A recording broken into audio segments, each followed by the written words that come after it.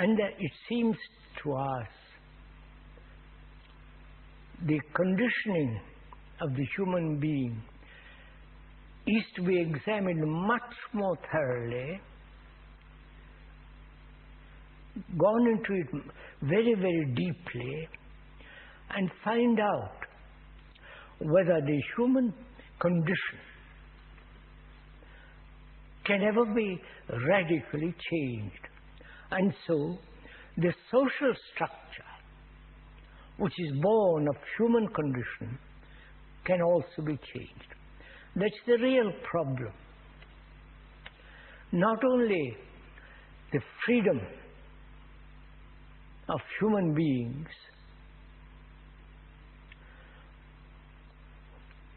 who have been programmed, we are using the word programmed in the sense that computer is being programmed by experts, by specialists and so on. So we human beings, whether we live in the most primitive, brutal state, or the highly educated scientific community,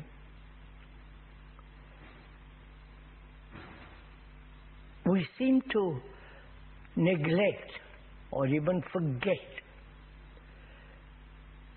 that this psychological structure, the subjective entity who has brought about this really rather insane world, whether that human condition can ever be radically changed. That is the chief concern in your question, surely. So we must go into that. Not only superficially, the outward signs of it, but also the human brain, which has evolved through thousands upon thousands of years, that brain itself, through tradition, through religious propaganda, through the propaganda of politicians and the leaders of religious hierarchy, the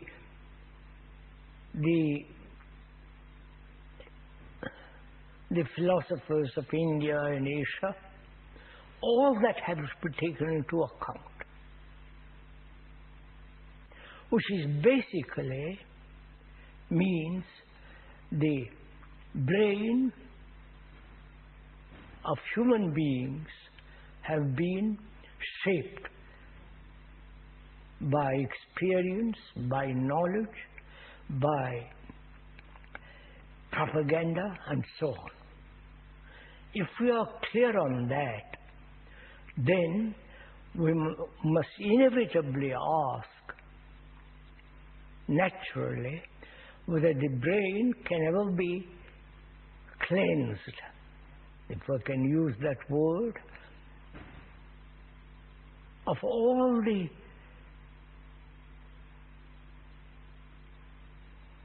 process of time.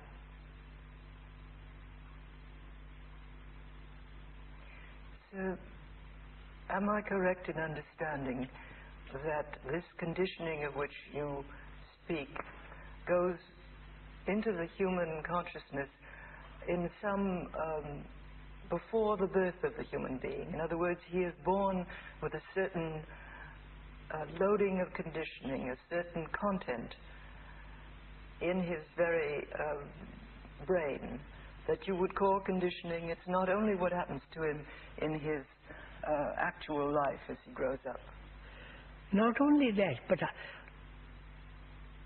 we use the word consciousness.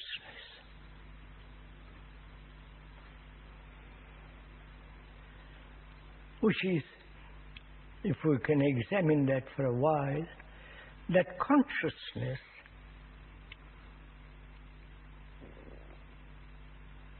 is all our reactions, responses, all our idiosyncrasies and tendencies, both biological as well as psychological, and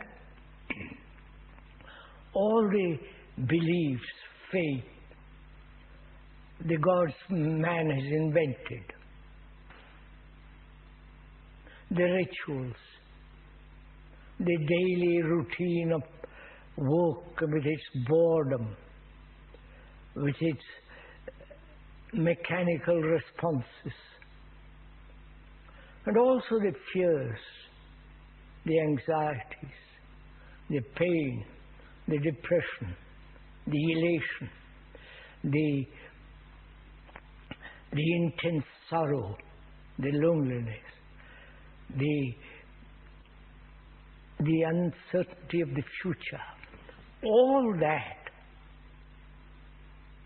and the fear of death and the continuity and all that is our consciousness. That consciousness, with its content, is the conditioning. And that conditioning is centuries old. So the brain itself is the center of all this. Though the speaker is not a specialist in the brain and all that, we wouldn't even claim that, which would be absurd. But he has watched very carefully not only the way his own behavior and other people's and so on, and has acutely observed. And one can see for oneself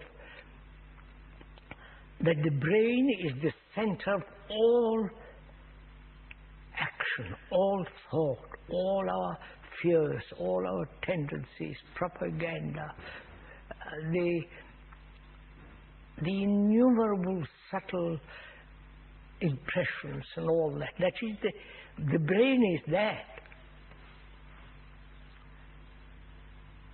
And can that brain,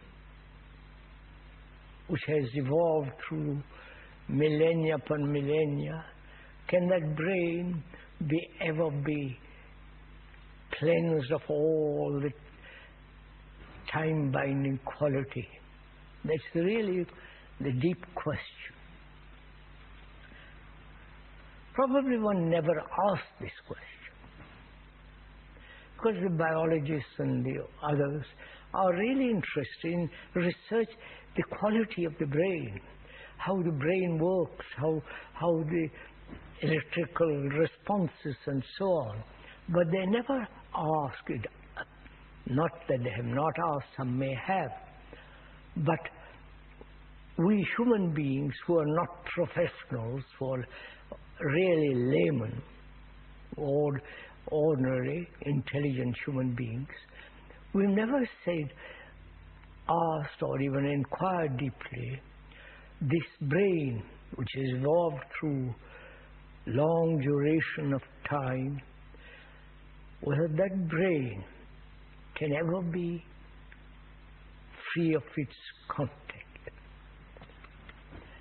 And that is the question we are asking now.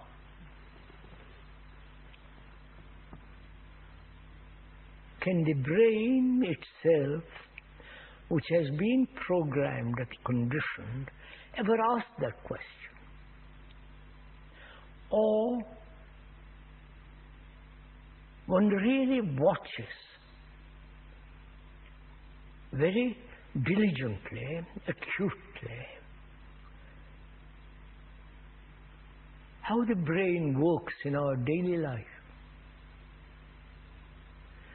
how it reacts, how quickly its responses are according to its background, according to its knowledge, according to its tradition.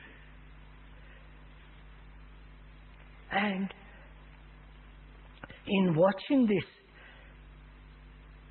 quick responses, one discovers how conditioned those responses are.